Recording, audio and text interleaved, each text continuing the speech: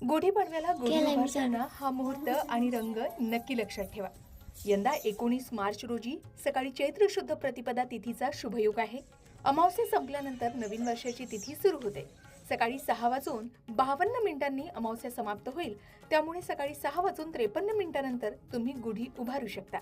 या वेळेनंतर गुढी उभारणं अत्यंत शुभ मानलं जातं, कारण गुढी ही विजय, समृद्धी आणि नवीन सुरुवातीचं प्रतीक आहे.